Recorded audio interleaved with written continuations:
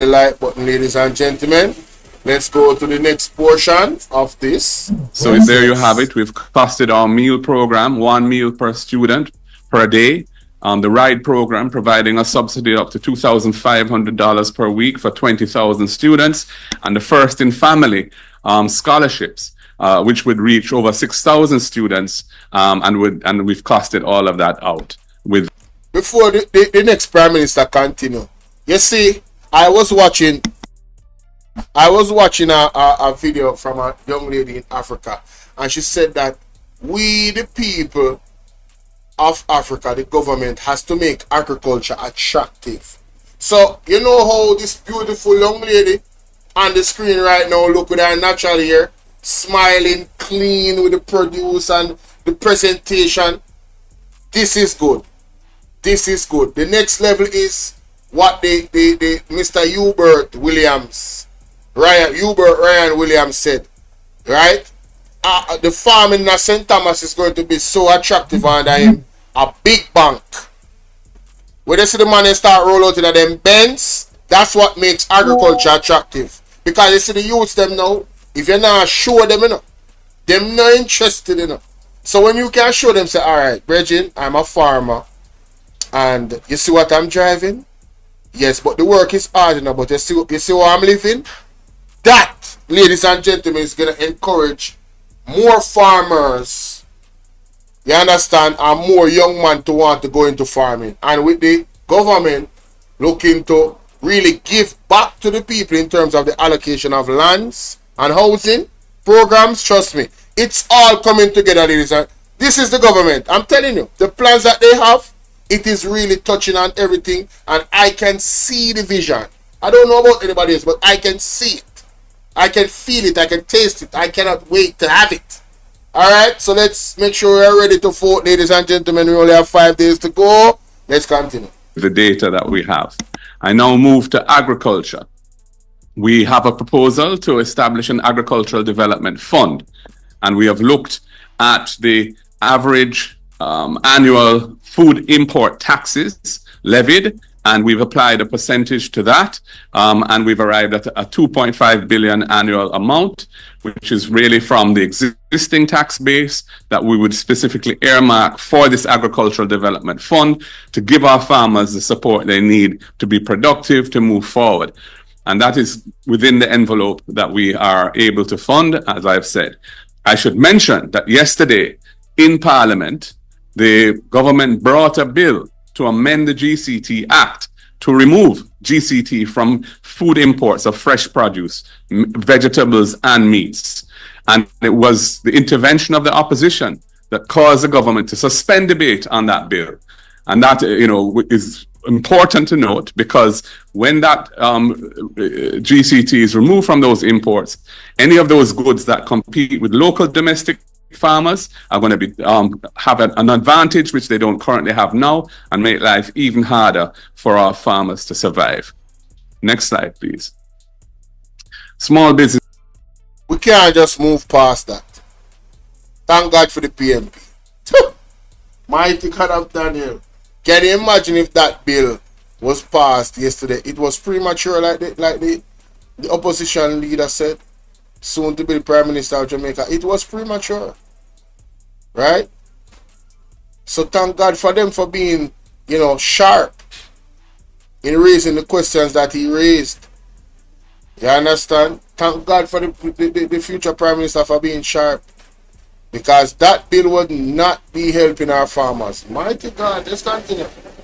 I'm going to ask Julian to speak to this. Thank you very much. We proposed a waiver of corporate income tax for new MSMEs that are establishing for the first 3 years. And we propose that we have made an allocation of $1 billion for this.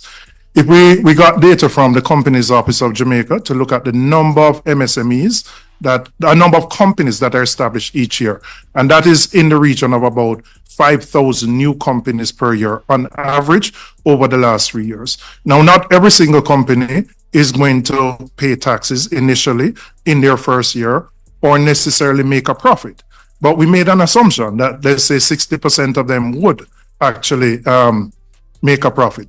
Based on that, we have also done a calculation of what that profit would look like.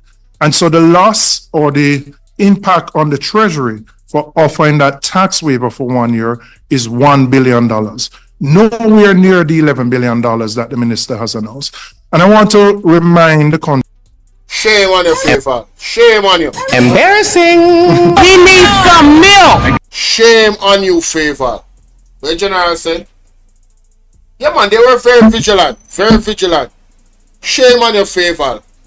For offering that tax waiver for 1 year is $1 billion. Nowhere near the $11 billion that the minister has announced. And I want to remind the country why we're doing this. Jamaica has a very high level of informality in our business sector, mainly because businesses stay outside the formal system to avoid paying tax.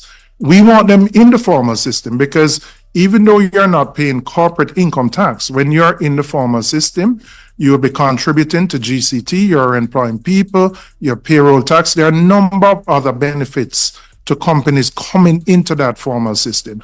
And we believe this incentive is important to encourage businesses, MSMEs, to come into the formal system. So based on our calculation, looking at the history of the compliance and also taking into account that businesses get a $375,000 tax income tax credit every single year. So if, for example, let me use a simple example. Let's say your profits are $5 million, right? Or 25%. No, your profits are $500,000. You pay 25% of that. That's $125,000. So you will already have a credit from the corporate income tax. So the figures presented by the minister are nowhere near accurate in terms of what that revenue give up would be. Before we move to the next slide, shame on Fayval. One point on this issue. I just want to make one point. The minister clearly had a pro box moment. Wait a sec. Wait a sec, bossy. Wait a sec. Hey. That is funny, honey. Hey, Marky Cheese. That's funny. Oh my God. That is funny. Marky Cheese, a favor of a pro box moment. Can I just make one point on this? On this issue, I just want to make one point. The minister clearly had a pro box moment on this issue. Because when she's projecting that the measure to give a 3-year tax holiday for newly formed MSMEs would cost over $11 billion per year, what that suggests is that the newly formed SMEs are making profits of over $40 billion a year. Now that's more than the profits of the entire financial sector. Come on, Minister. Oh my God, no, Fayval. Oh, Embarrassing. We need some milk. Yo, who set up Fayval Williams? Who wrote that speech? Yo, who put those numbers together? Is somebody sabotaging Fayval Williams?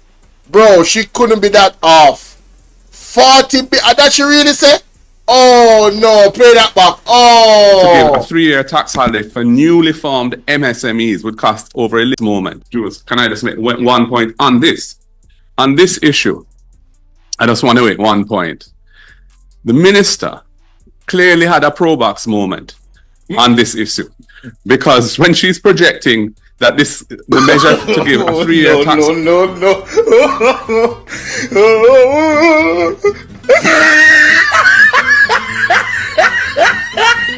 The minister clearly had a pro box moment on this issue.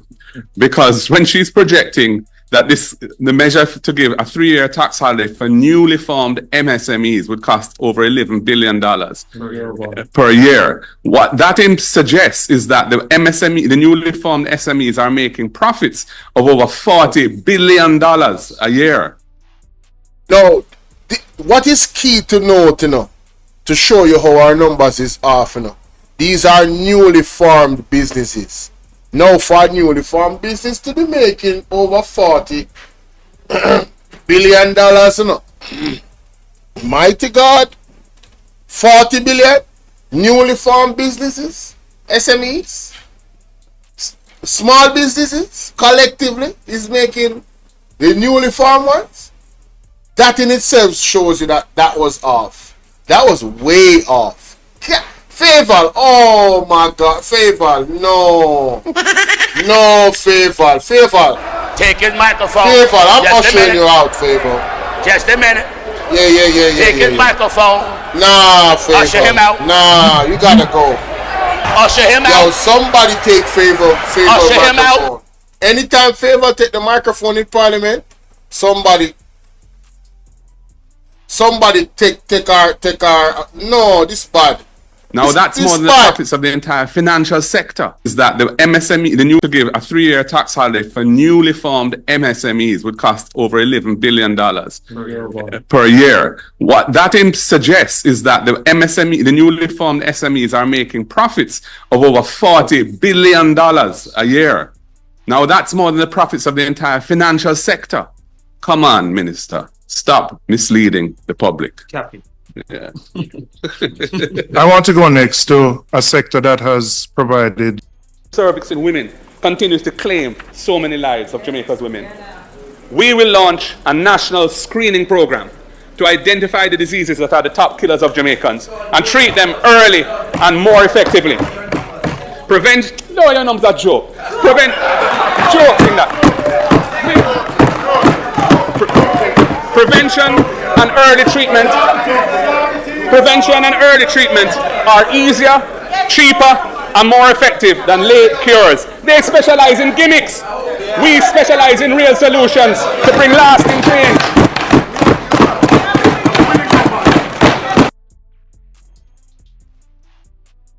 allow Jamaica to punch above its weight. We have said we're going to put aside $1 billion for a cultural and creative industry fund. We know that there's a fund for filmmakers, but there are so many other subsectors that are not accounted for. There are people who sing, there are people who dance, there are painters, there are musicians, there are artists, there are the full gamut. We have said we're going to provide this fund to enable them to grow their businesses. Many of them are in export-led businesses. They're providing a service, but they are creative, but they don't necessarily have the financial backing to expand the business in the way that we believe is important to facilitate export-led growth. So we are allocating $1 billion, and we're going to work with using the DBJ as the main entity to disburse the funds to facilitate the creation of business plans. We provide the technical assistance as well so that these individuals can grow. That's a commitment of our party. We have seen where our cultural icons have put Jamaica on the map, whether it is in sport, it's in music, and we are committed to supporting that sector even further.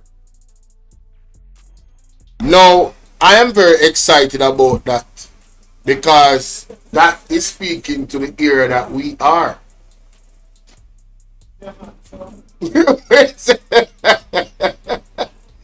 That's speaking to the era that I am in, and all of us that are YouTubers. You get what I say? So I applaud that. I champion it, and I'm happy about it. Let's continue. Now the asset tax. Again, I think this was a pro box moment of the minister. But I want to explain the thinking behind the phasing out of the asset tax. I said three things in my budget presentation. First, that we would make access to government deposits competitive versus a system now where the two big banks get the majority of it. The second thing I said, I would phase out the asset tax over a 5-year period. Now, if you phase something out over a 5-year period, it means that each year you're taking 1/5 of that take each year. So the minister presented $8 billion yesterday that we would be giving back. In fact, the opposition leader stood on a point of order. We never said that. We said over 5 years, and we were deliberate. We knew that we could not absorb the entire amount of the asset tax in 1 year. No, to be honest with you, ladies and gentlemen, I was listening to the budget and I heard when she said it, and I even remember when the man said they're going to phase it out in 5 years. So I was like, wait a minute. Fayval, they're lying. Then I saw Mark Golding get up and say point out. I said, thank God. Thank God. And then when Mark Golding, I think the first point of order that he made, you saw the JLP. They were acting like a bunch of animals. They were acting illiterate and dunce as a collective group that is supposed to be governing the country. It was so embarrassing. Even the Speaker of the House, she probably wanted to join in with them, but then she remembered that they were on national television. It was so, brother, it was so disgraceful, ladies and gentlemen. I'm telling you. And she was just blatantly lying in the bitchin'. You know, I try to find it back. I find back the clip. 1/5 of that take each year. So the minister presented $8 billion yesterday that we would be giving back. In fact, the opposition leader stood on a point of order. We never said that. We said over 5 years, and we were deliberate. We knew that we could not absorb the entire amount of the asset tax in 1 year. And what we have said, by phasing it out, it will make banks more competitive, and it will reduce the cost of banking services and fees to the customer. The government has done nothing about this in 9 years. It has done nothing about this. And we believe this is important for competitiveness in the banking and financial services industry, and also for individuals who go to ATMs, use their bank cards, and have to deal with the level of fees that they absorb. So this figure of 8 billion is a mystery to me. I can say it is only consistent with the Pro-Box moment, where she believes that saving $2,000 a month for 3 years can make a deposit. It is fantasy, and it's actually ludicrous that a Minister of Finance could stand up in Parliament and make such false and deliberately inaccurate and misleading statement. She has said nothing about what the government plans to do to make the banking sector more competitive. In fact, when Fitz-Jackson brought the bill, we knew which side they stood on. They voted it down. We are committed to bringing back that bill and passing it, because you cannot have a sector in the country where, when every other sector is not doing well, only one sector is, which is banking and financial services. We have to make it more competitive and consistent with the other sectors and aligned with the other sectors. Right.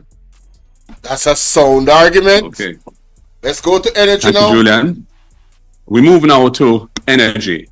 The government has very late in the day finally acceded to something that we have been calling for a long time, which is to put some funding behind allowing families that currently are not lawful customers of the grid, of JPS, but want to become lawful so that they can have proof of address, so they're no longer at risk of being prosecuted, so that the fire risks inherent in having houses that are properly wired, all of that can be dealt with. They've allocated $1 billion in the budget for that. We have said we think that's insufficient, because that can only reach 20,000 households, and our estimation is that there are actually around 3,000 households that are not currently customers of JPS. We would start by adding another $1 billion to that exercise, and as fiscal space opens up, we will also look to ramp that up further. Next slide, please. So, if you add up all of the measures that we have proposed, which are charges on the budget, with all the slides we went through, the total for that is $22.6 billion. And if you round that up for conservative purposes, that's $23 billion. It's the aggregate cost of the budget of the measures that we have outlined. And that is out of a budget currently of $1.27 trillion. And therefore, a percentage of only 1.8% of the total budget to do with all these things that we think are important to help Jamaican people move forward, to help our children get a better education, to allow farmers to progress, to allow businesses to be formed and to get going, to help to drive the economy, better energy policy, etc., etc. But there are some other things in our proposals which are important and that we will speak to.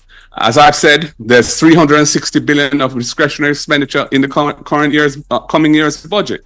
The percentage reallocation of discretionary expenditure to fund the proposals that we have put forward is a 6.4%. And as I've said, even if you look at their projections, there's $36 billion of funding in expenditure when if you gross up this coming year's expenditure other than the interest for inflation, applying the 5% projection, what you get is they're projecting additional expenditure over that of $36 billion, and we're talking about $23 billion plus the NHT $34 billion. So there we go. And of course, the $11.4 billion is already in the budget for the current year and wouldn't have to be funded for the current year, the removal of it. But thereaafter, it will have to be funded. Next slide. Before we go to the next slide, ladies and gentlemen, let me just indulge the evidence. Of course. Let me just indulge the evidence, alright? Oh no, I'll have to go to his history. Because I just pulled it up. Ooh. I just have it right here. Oh, I know why problem. Switch to this account. All of VNR clips. Here we go. Timestamp. Timestamp 128. Boom. Let's examine this, ladies and gentlemen. This is the moment that Fayval Williams lied to the people of Jamaica. Listen to this. One of the lies. One of the big lies.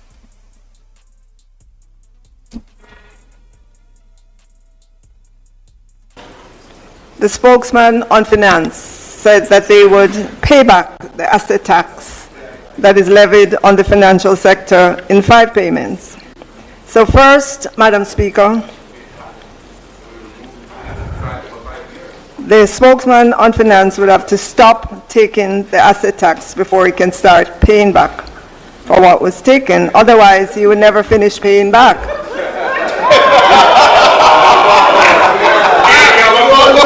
Hear the dunce them a laugh. One bag of dunce. Hear the dunce them.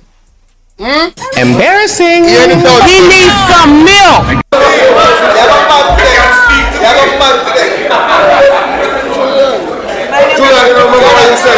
Julian is not objective. And members.